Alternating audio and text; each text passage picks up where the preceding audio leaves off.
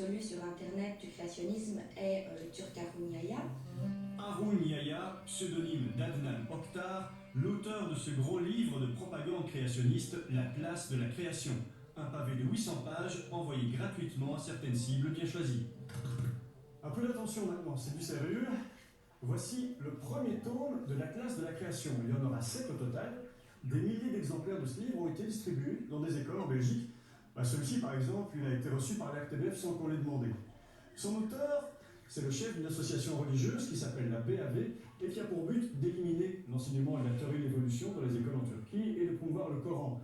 Et tiens-toi bien, Harun Yahya, il nous a accordé un rendez-vous mystérieux en Turquie. Bah ouais, je comprends, ça mérite bien quelques applaudissements. Pour interviewer Harun Yahya, c'est très simple. 1. Il faut aller en Turquie. Have a good trip. Goodbye. İyi yolculuklar. Güle güle.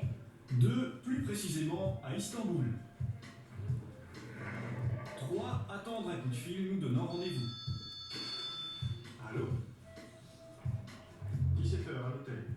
4. Attendre un chauffeur mystérieux.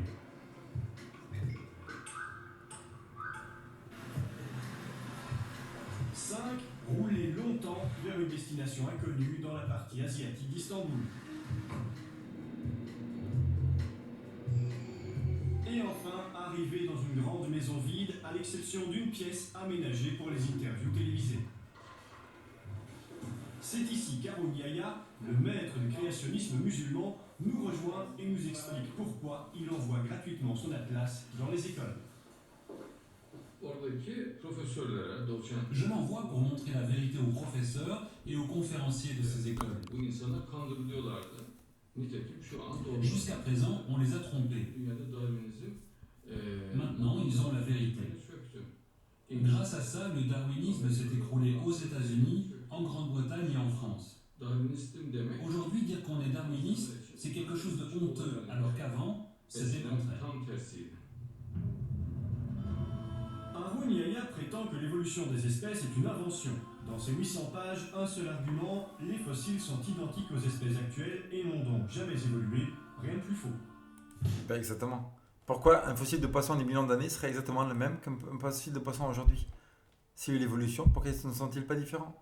Ici, on montre un fossile qui est un squelette. Et puis le fait qu'il y a quelques erreurs qu'il a montrées, pourquoi ne pas prouver tout? Pourquoi les autres pages ne sont pas... c'est toujours les mêmes fossiles? Pour lequel on ne voit pas le squelette. Donc il est impossible de voir si ça a changé ou si ça n'a pas changé. Par exemple, par rapport aux arthropodes, dont font partie les insectes et les araignées, encore une fois, ici, si vous regardez les spécimens fossiles, le détail de l'image est tellement peu précis qu'il est impossible, encore une fois, de vraiment faire une comparaison fiable entre l'ancêtre et... Pourquoi on a des milliers de pages? Donc il y a 2 pages qui sont peut-être en erreur, mais prouvées. Les autres pages? Pourquoi des chiens, des chats, des ours, des lions qui auraient des millions d'années seraient exactement les mêmes aujourd'hui s'il y avait eu l'évolution? Actuel.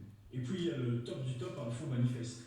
Alors le top du top, effectivement, M. Harun Yahya nous annonce ici un fossile qui est un crinoïde, c'est-à-dire un animal du même groupe que les étoiles de mer et les oursins, ce qui est vrai, et qu'il compare avec un organisme actuel qui ne fait pas du tout partie du groupe des échinodermes. C'est un annélide, c'est-à-dire un animal du groupe des vers de terre, par exemple. Le fait qu'il y ait 2-3 erreurs, prouvez-moi les centaines d'autres pages d'animaux qui n'ont pas changé. Pourquoi les animaux n'auraient pas changé depuis des millions d'années? Pourquoi M. Yahya veut-il détruire le darwinisme? Les mauvaises langues diront que c'est avant tout pour vendre ses 275 livres et ses nombreux DVD. Lui prétend, comme ses amis créationnistes américains chrétiens, que c'est pour rétablir l'ordre religieux dans le monde. Darwin serait responsable du terrorisme, du nazisme et même de la crise économique, et d'ailleurs, il n'y a aucune preuve de sa théorie. Darwin dit que s'il n'y a pas de fossile intermédiaire, alors sa théorie n'existe pas. Oui. Où sont les fossiles intermédiaires? Pour faire du poisson à l'oiseau, ça prendrait 150 millions de transitions. Même Ginny Scott, aux États-Unis, l'évolutionniste dit que ça prendrait 150 millions de transitions. Où sont les transitions? Or, il n'y a pas de fossile intermédiaire. Donc il n'y a pas d'évolution non plus. Après, on peut y croire, mais c'est pas de la science, parce que la science, c'est ce qu'on peut tester, démontrer, prouver. Vous ne pouvez pas montrer les fossiles transitoires, les millions de fossiles transitoires. Vous y croyez par la foi et vous êtes dans une religion.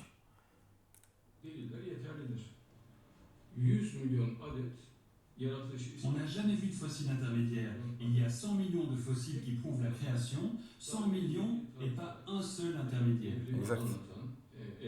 Pourquoi tous les fossiles qu'on trouve, c'est des animaux exactement comme on a aujourd'hui? Si la théorie de l'évolution serait vraie, 99% des animaux, ce seraient des choses très étranges, des mélanges. Des mélanges de souris, de cheval, d'ours, de lion, de rhinocéros, d'éléphants, etc. Ce sera un mélange de bordel complet. Pourquoi tous les animaux qu'on trouve, ce sont des animaux exactement comme aujourd'hui, définis, avec des espèces bien précises et bien définies. Si vous m'en trouvez un, je vous donne 10 milliards. Ça fait des mois que je dis ça et personne n'a été capable de m'en amener un seul. Parce que ça n'existe pas, parce qu'il n'y a pas d'évolution.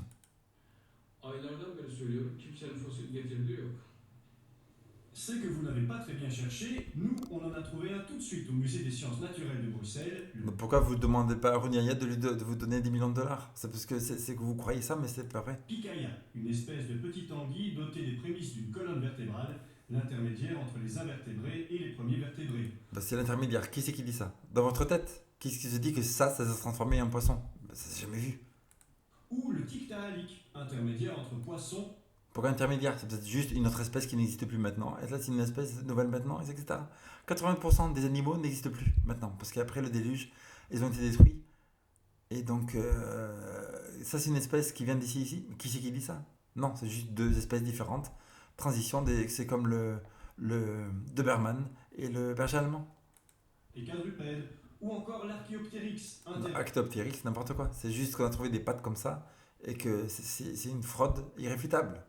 Intermédiaire entre reptiles et oiseaux. Et c'est peut-être juste une espèce qui n'existe plus maintenant. Voix de 10 milliards, monsieur Yaya, c'est question à la une, boulevard Ayers, à Bruxelles. Mais finalement, pourquoi certains croyants sont-ils à ce point opposés à l'idée d'évolution? Ce qui est très fort dans la théorie de l'évolution, c'est qu'elle rompt finalement la frontière entre l'homme et l'animal, elle réinsère l'homme dans la nature. Et je crois que là, il y a quelque chose qui choque profondément certaines croyances qui ne sont pas uniquement le propre des religions, hein, mais qui sont en tout cas exprimées dans les religions, qui sont cette croyance que l'homme est comme... Croyance. C'est aussi une croyance de dire que tout vient du hasard qu'on n'a jamais vu et que on évoluerait d'une cellule, d'une amibe. Et c'est n'importe quoi. On n'a jamais vu ça, c'est jamais prouvé. Je dirais, le maître de la nature est fait pour régner sur un ensemble matériel dont il serait distinct, lui, par ses pouvoirs mentaux. En plus, la théorie de l'évolution démonte le récit biblique de la Genèse cher aux chrétiens, ce qui n'est évidemment pas acceptable pour eux. Si on peut montrer qu'on ne peut pas... L'évolution démontre quoi? Elle démontre rien du tout. Il n'y a aucune évolution. Il n'y a aucune preuve. Quelle est les lois? Il y a des lois d'apesanteur, par exemple. D'où viennent les lois de l'apesanteur? S'il y a un panneau 50, on sait qu'il y a un législateur qui fait des lois comme quoi on ne roule pas plus vite que 50 dans un village. Ben, le fait qu'il y ait des lois comme l'apesanteur, etc., elles ne viennent pas de par hasard. Ça prouve aussi qu'il y a un législateur universel qui a fait ces lois. Croire la Bible pour l'histoire, la chronologie et la géologie, je serais le premier à dire qu'on ne peut pas lui faire confiance du tout. Et il faudra abandonner tout le reste. Your word is true from the beginning. Your word is truth. Vous enlevez la doctrine de la création, tout le reste s'écroule. Oui. Et ce n'est pas par hasard que les athées s'attaquent à la doctrine de la création. Parce que tout le reste perd son sens et n'a plus de fondement. Pourtant, des croyants évolutionnistes, il y en a beaucoup. D'ailleurs, voici un prof de bio universitaire, croyant et farouchement opposé au créationnisme. Le créationnisme, bon... Il n'est pas vraiment croyant. Parce que s'il est croyant, s'il croyait vraiment dans la Bible, il écrit au commencement Dieu créa la terre, les cieux et la terre. Et Dieu créa tout par sa puissance. Donc, il ne peut pas croire dans la Bible totalement, mais mélanger ses croyances. Prône une création des espèces indépendantes les unes des autres qui ne rentrent pas dans le cadre d'une évolution. Et or, on sait maintenant, c'est convergent par de nombreuses données scientifiques, que toutes les espèces animales ou végétales naissent d'une évolution, d'un changement dans les formes de vie avec une adaptation dans le milieu. En Belgique, il existe déjà un créationnisme naïf. Rien d'organisé comme aux États-Unis, mais une présence néfaste pour la formation intellectuelle des élèves. Non, une formation néfaste pour ce culte religieux de l'évolution. Bien sûr, comme le culte religieux de l'évolution est dangereux pour la vérité et pour les mœurs des gens. Ils se comporteraient beaucoup mieux si les gens aimeraient leur prochain.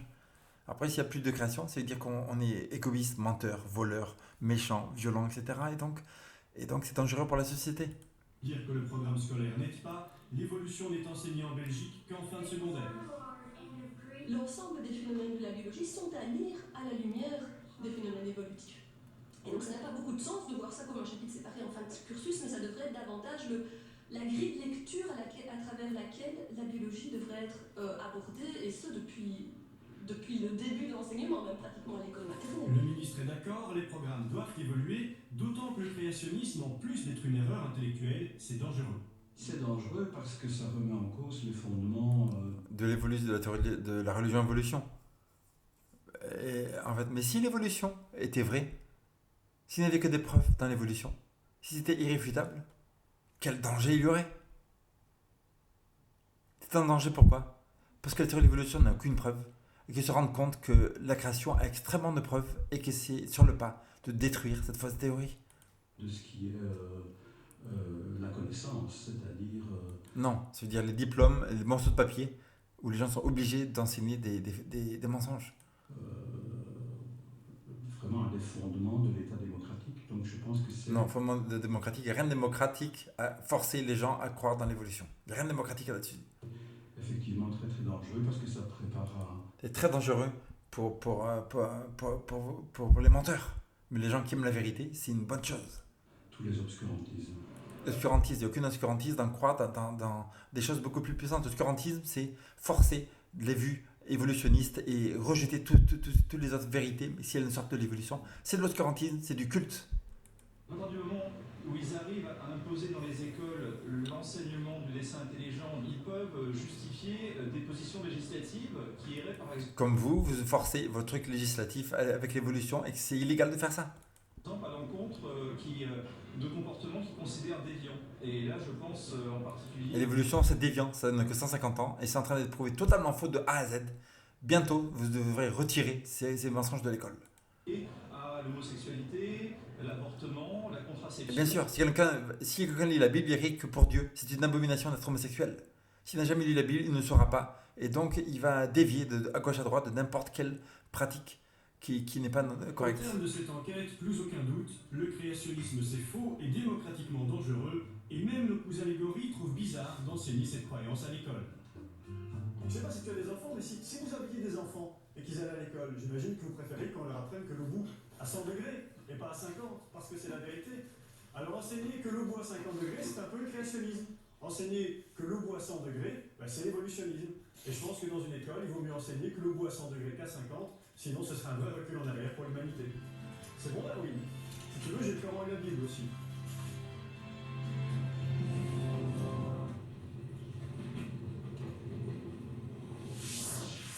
Voilà, notez que si vous êtes enseignant, ce reportage sera disponible dès demain sur notre site internet. Son adresse www.rtbf.be.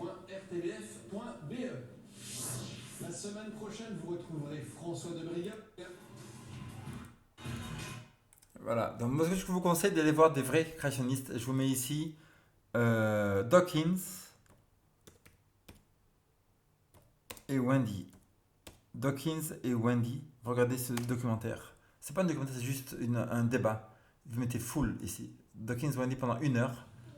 Une femme qui n'est même pas scientifique, elle fait un débat avec Dawkins. Pendant 1 heure, vous écoutez. Dawkins n'a aucune réponse. Dawkins et Wendy.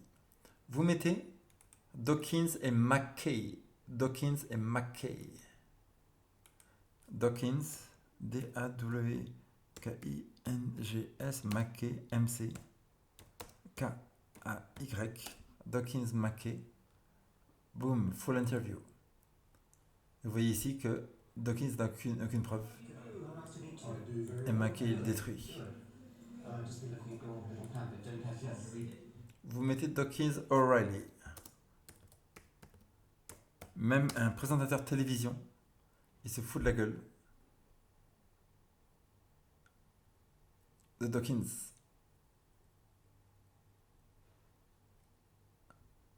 Après, vous allez mettre Kent Hovind, H-O-V-I-N-D, et vous mettez French. Kent Hovind French, et voilà. Vous avez l'âge de la Terre, 2h30. Les dinosaures et la Bible, 2h30. Mentions dans les livres scolaires pendant 2h15. Kent Hovind, et si vous parlez anglais, il y a des centaines de vidéos. Et non seulement si vous parlez anglais, là vous aurez Kent Hovind, vous mettez debate, Kent Hovind debate, et là il y a peut-être 100 débats avec les plus grands évolutionnistes. 100 débats, des très grands évolutionnistes comme ici, c'est très scientifique ici, vous avez Michael Shermer, très grand scientifique aussi, vous avez ici Hugh Gross, vous avez professeur d'anthropologie, etc. Là il y a 3 professeurs, contre 3 professeurs. Vous mettez aussi William Lane Craig. William Lane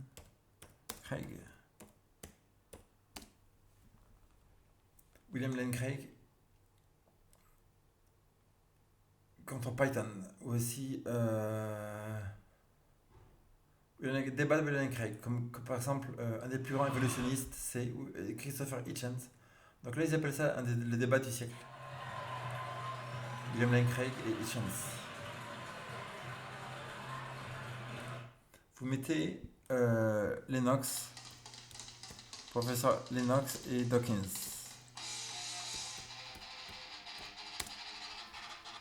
Lennox et Dawkins. Allô, massage à domicile, bonjour.